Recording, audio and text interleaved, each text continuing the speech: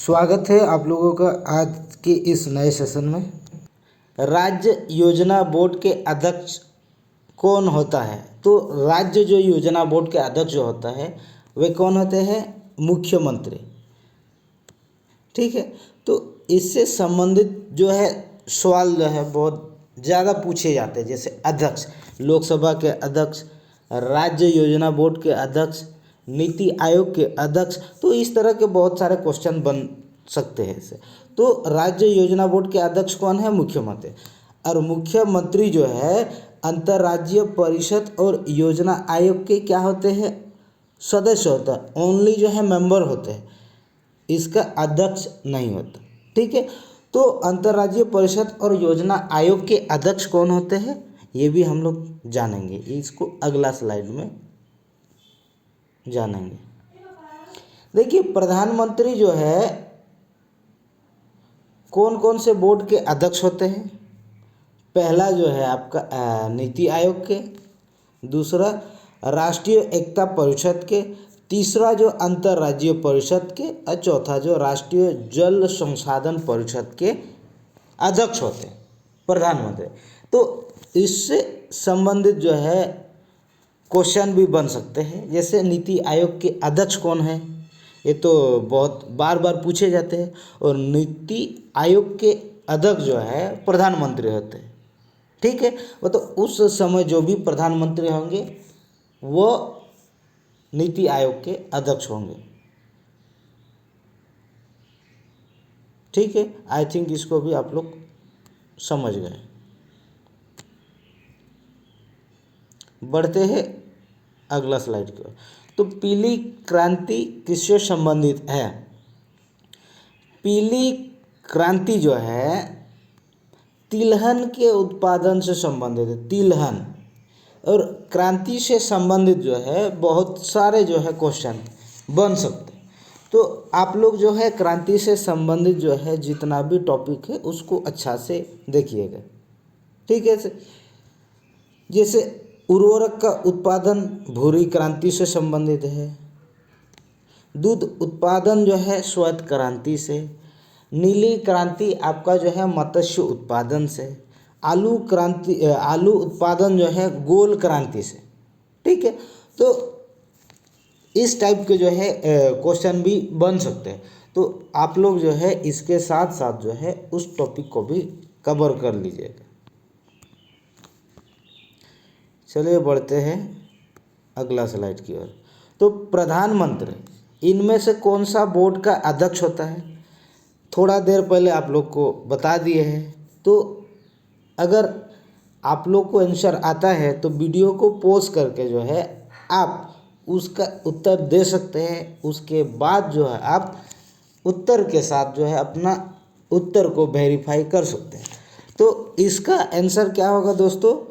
राष्ट्रीय नीति आयोग, राष्ट्रीय एकता परिषद, अंतर्राज्यीय परिषद, राष्ट्रीय जल संसाधन, ये इसका आंसर जो है ये सभी हो जाएंगे। ठीक है, और नीति आयोग, इससे पहले नीति आयोग का क्या नाम था? इसका योजना आयोग नाम था, योजना आयोग। और ये इसका कार्यकाल कब से कब तक था? 1950 से 2014।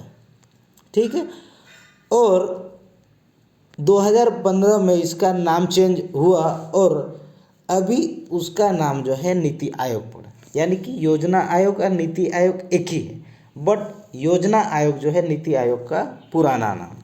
ठीक है, बढ़ते हैं अगला स्लाइड की ओर। भारत पर विदेशी आक्रमण का क्या क्रम है? ये भी जो है वेरी वेरी मोस्ट इम्पोर्टेंट है। ठीक है, वेरी वेरी मोस्ट इम्पोर्टेंट। ठीक है, तो भारत में जो है अनेक विदेशी आक्रमण हुए, उसमें से जो सबसे पहले आक्रमण किए थे वे कौन थे? जैसे हिंद, यूनानी, कुषाण और शक। ठीक है, तो इसका क्रम क्या होगा? सबसे पहले जो आए थे वो थे हिंद यूनानी पहला, उसके बाद जो आए थे शक, ठीक है। उसके बाद आए थे कुषाण। तो इसका सही क्रम जो होगा 1, 3, 2 यानी कि ऑप्शन डी। ठीक है। उसके बाद आगे बढ़ते हैं। अश्वघोष किसके शासनकाल में रहा करते थे? ठीक है। जो समकालीन कवि है, ठीक है, इससे संबंधित जो है बहुत सारे क्वेश्चन बनते हैं। जैसे कालिदास किसके समकालीन थे? तो ये सब टॉपिक बहुत इम्पोर्टेंट है, तो आप लोग उसको जो है कृपया देखते हुए जाइए। ठीक है। अश्वघोष जो है कनिष्क के शासनकाल में रहा करते थे। ठीक है। और कनिष्क शासक किससे संबंधित है? कौन सा वंश से संबंधित है? कुषाण वंश से। ठीक है।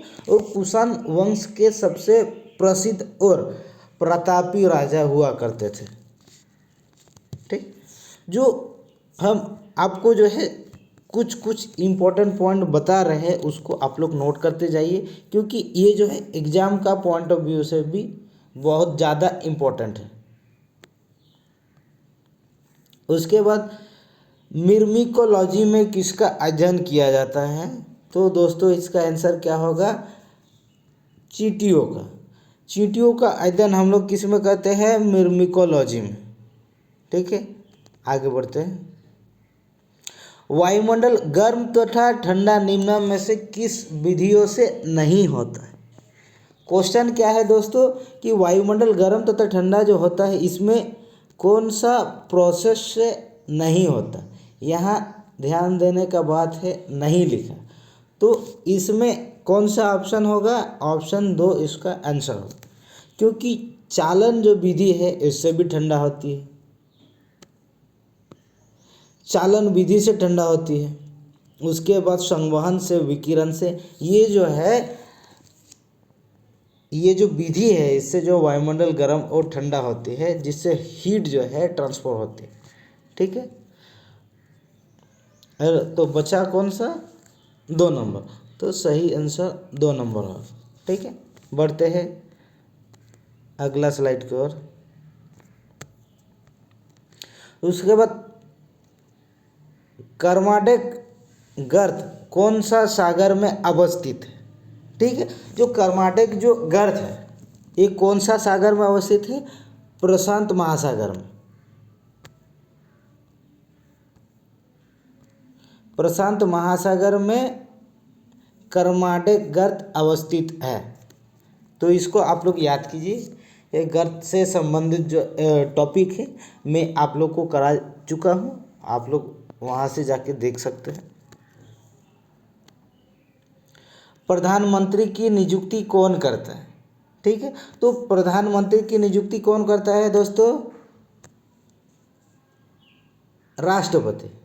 और उससे संबंधित अनुच्छेद कौन सा है, इसको भी जान लेते हैं। तो प्रधानमंत्री की नियुक्ति राष्ट्रपति करता है, और इससे संबंधित जो अनुच्छेद है वो आर्टिकल 75 है, यानी कि अनुच्छेद 75 के तहत जो है राष्ट्रपति प्रधानमंत्री की नियुक्ति करता है। और आर्टिकल 74 जो है राष्ट्रपति की सहायता के लिए एक मंत्री परिषद होगी, और उसकी जो है नियुक्ति जो है कौन करता है? उसकी नियुक्ति भी राष्ट्रपति करता है।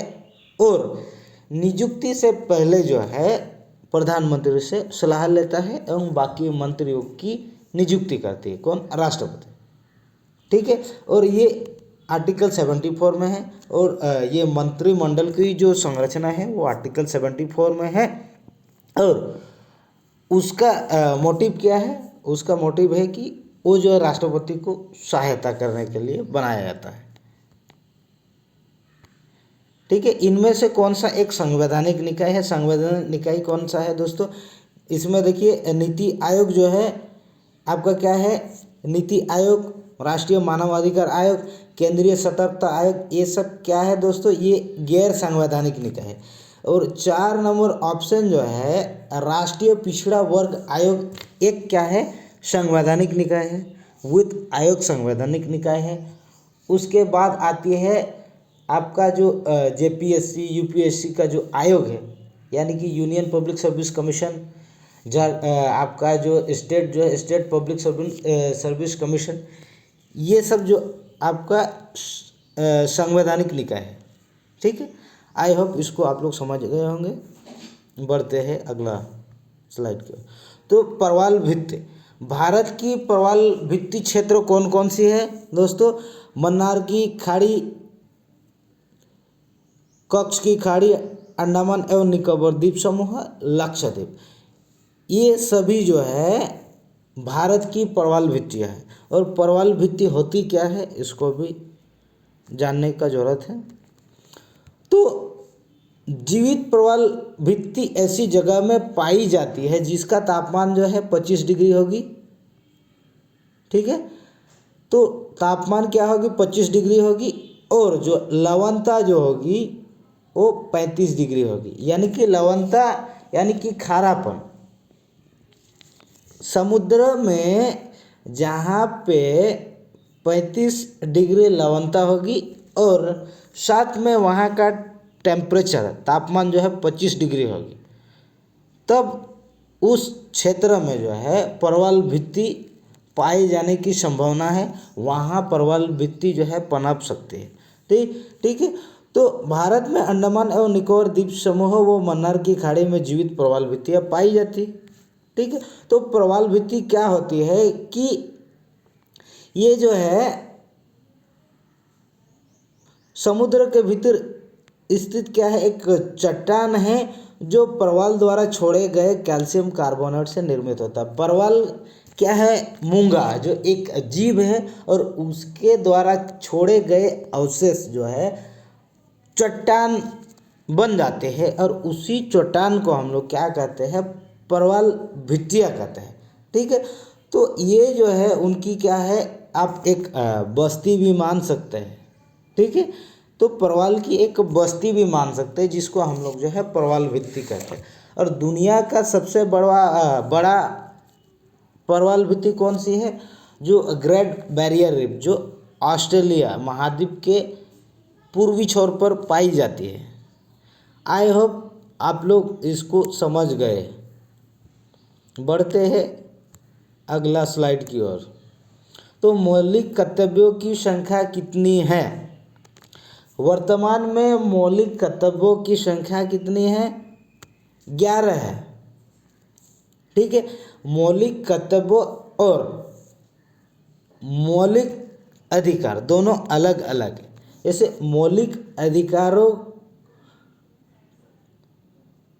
अधिकारों का अनुच्छेद में जो है 12 से 35 में वर्णित है, बट जो है मौलिक कर्तव्य जो है आपका आर्टिकल 41 का ए में है। ठीक है, अनुच्छेद 41 का ए में वर्णित है, और उसमें अभी जो है 11 जो है फंडामेंटल ड्यूटीज है। ठीक है, आप लोग मौलिक कर्तव्य और मौलिक अधिकार में डाउट मत होइए। ठीक है, तो मौलिक अधिकारों का उल्लेख जो है 12 से 35 अनुच्छेद में किया है मौलिक अधिकार, और मौलिक कर्तव्य जो है का उल्लेख जो है 41 का ए में किया गया है। जब संविधान बना था तब जो है मौलिक कर्तव्यों की संख्या 10 थी, बट अभी जो है 41 है। उसके बाद इनमें से कौन सी जलधारा गर्म है? इसमें फ्लोरिडा की जलधारा। ठीक है, और बहुत सारे गर्म जलधारा है, जैसे आपका आती है गल्फ स्ट्रीम जलधारा, ये भी जो है आपका गर्म जलधारा है। बाकी तीनों जो जलधारा है ये ठंडी जलधारा है। ठीक है, उसके बाद नील नदी अपना जल कहाँ विसर्जित करती है दोस्तों? ये भूमध्य सागर में अपना जल विसर्जित करती है। ठीक है, तो नदियों का जल जो है विसर्जित कहाँ कहाँ होती है, ये भी बहुत इम्पोर्टेंट टॉपिक है। ठीक है, जैसे आपका जो अरब सागर में गिरने वाली नदी कौन कौन सी है, उसके बाद बंगाल की खाड़ी में गिरने वाली नदी कौन कौन सी है, ये भी एग्जाम में बहुत बार पूछे जाते हैं। तो उसी तरह जो है ये भी एक टॉपिक था।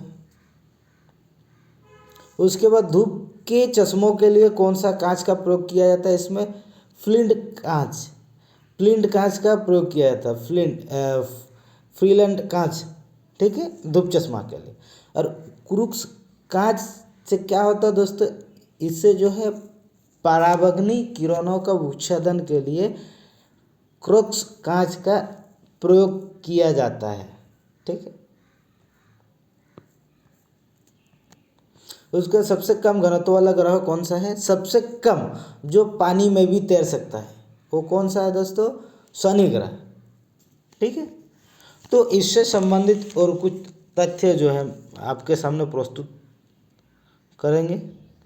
तो जैसे घनत्व के अनुसार ग्रह का क्रम क्या होगा, सबसे कम घनत्व वाला ग्रह शनि है। तो ये जो है जैसे जैसे आप लोग नीचे बढ़ते जाइएगा तो वैसे वैसे ग्रह का घनत्व जो है बढ़ते जाएगा। तो सबसे कम घनत्व किसका है, शनि का, उसके बाद अरुण का, उसके बाद बृहस्पति, नेपच्यून, मंगल, शुक्र, बुध, पृथ्वी। यानी कि सबसे अधिक घनत्व किस ग्रह का है, वो है पृथ्वी का, ठीक है। और सबसे कम घनत्व किसका है, शनि ग्रह का। तो इससे क्वेश्चन बन सकते हैं, कैसे क्वेश्चन बन सकते हैं कि सबसे कम घनत्व वाले ग्रह कौन सा है, या सबसे अधिक घनत्व वाला ग्रह कौन सा है, या तो घनत्व के अनुसार जो है ग्रहों को अरेंज करना भी हो सकता है, ठीक है। चलिए बढ़ते हैं। तुलबुल नदी घाटी परियोजना जो है कौन सा नदी में स्थित है, तो तुलबुल नदी घाटी परियोजना झेलम नदी में स्थित। तो नदी घाटी परियोजना से भी बहुत क्वेश्चन पूछे जाते हैं, तो आप लोग भी इसको देखते हुए जाइएगा। उसके बाद इनमें से कौन सा इनपुट डिवाइस है, इनपुट डिवाइस, ठीक है। तो इनमें से कौन कौन सा इनपुट डिवाइस है, यानी कि जिसका हम लोग कमांड देते हैं पर दिखता नहीं है, उस टाइप का जो यंत्र है, डिवाइस है, उसको हम लोग इनपुट डिवाइस कहते हैं। जैसे कीबोर्ड हो गया, जैसे कीबोर्ड हम लोग प्रेस करते हैं तो अंदर ही अंदर जो है इनपुट सिग्नल जाता है, ठीक है। तो वो हम लोग को दिखता नहीं है, तो उस टाइप का जो डिवाइस को हम लोग क्या कहते हैं, इनपुट डिवाइस। जैसे कीबोर्ड हो गया, माउस हो गया, प्लटर हो गया, ये सब क्या है, इनपुट डिवाइस। ये तीनों जो है 2, 3, 4 जो है आपका इनपुट डिवाइस है, ठीक है। जैसे कीबोर्ड से कोई भी चीज़ हम लोग दबाते हैं, कोई भी की दबाते हैं तो वो जाता है सीपीयू में, सीपीयू में प्रोसेस होकर सीधा जो है मॉनिटर में डिस्प्ले करता है। तो ये आपका क्या है, ये सीपीयू जो क्या है, एक प्रोसेसिंग यूनिट है। तो यहाँ से जो भी हम लोग जो है की जो है हम लोग जो है प्रेस करते हैं तो वो जो सीपीयू के पास सिग्नल जाता है और प्रोसेस करके मॉनिटर में डिस्प्ले करता है। जो मॉनिटर में जैसे ही डिस्प्ले होता है तो ये जो आउट हो जाता है, हम लोग को दिख जाता है, तो उस यूनिट को हम लोग, ये वाला मॉनिटर को हम लोग जो है आउटपुट डिवाइस कहते हैं, ठीक है। तो आई होप इसको आप लोग समझ गए। जैसे हम लोग कोई भी चीज़ को प्रिंट करते हैं, ठीक है, वो हम लोग को शो हो जाती है, तो उस टाइप का जो यंत्र को हम लोग जो है आउटपुट डिवाइस कहते हैं, ठीक है। अभी इनपुट और आउटपुट डिवाइस को देखेंगे थोड़ा सा। तो इनपुट डिवाइस क्या क्या है, जैसे कीबोर्ड है, माउस है, प्लटर है। अब प्लटर क्या है, ये जो है इंजीनियरिंग में यूज होने वाला जो है यंत्र है प्लटर। जैसे किसी बिल्डिंग का नक्शा वगैरह बनाने के लिए जो है प्लटर का जो है इस्तेमाल करते हैं, और प्लटर भी एक क्या है, एक इनपुट डिवाइस है, ठीक है। तो आउटपुट डिवाइस में कौन कौन सी आती है, मॉनिटर आती है, प्रिंटर आती है, स्पीकर, जो हम लोग को शो होती है, ठीक है, आउट में, उसी को हम लोग जो है आउटपुट डिवाइस कहते हैं, ठीक है। आगे बढ़ते हैं। तो यहीं पे हम लोग का सेशन एंड हो जाता है। अगर वीडियो पसंद आए लाइक कीजिए, शेयर कीजिए, सब्सक्राइब कीजिए चैनल को। अगर इस तरह के वीडियो आप लोग और देखना चाहते हैं तो कमेंट बॉक्स में लिख के आप लोग बताइए, ताकि हम जो है समझ सके और इस तरह का और टॉपिक लेके आएंगे। ठीक है, थैंक यू दोस्तों, मिलते हैं अगला वीडियो में। भारतीय संविधान की आत्मा कौन सा अनुच्छेद को कहा जाता है? तो इसका उत्तर होगा अनुच्छेद 32। ठीक है, और अनुच्छेद 32 संविधान के मौलिक अधिकारों के अंतर्गत आती है। और भारतीय संविधान में मौलिक अधिकार का स्थान कहाँ है? अनुच्छेद 12 से अनुच्छेद 35 तक है। ठीक है, तो भारतीय संविधान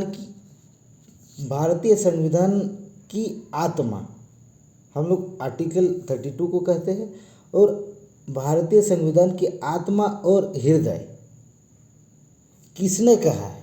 ठीक है, भारतीय संविधान की आत्मा और हृदय आर्टिकल 32 को किसने कहा था? Doctor B R. अम्बेडकर। ठीक है, डॉक्टर बी.आर. अम्बेडकर। तो आर्टिकल 32 के तहत जो है उच्च न्यायालय रिट जारी कर सकती है, और वहीं उच्च न्यायालय जो है अनुच्छेद 226 के तहत जो है रिट जारी कर सकते हैं। तो आई होप इसको आप लोग समझ गए होंगे। बढ़ते हैं आगे। तो सर्वोच्च न्यायालय अनुच्छेद 32 के तहत जो है 5 रिट जारी कर सकते हैं। तो वे कौन कौन से रिट है? एक बंदी प्रत्यक्षकरण, एक प्रामदेश, एक प्रतिषेध लेख, एक उत्प्रेषण, एक अधिकार परीक्षा। ठीक है।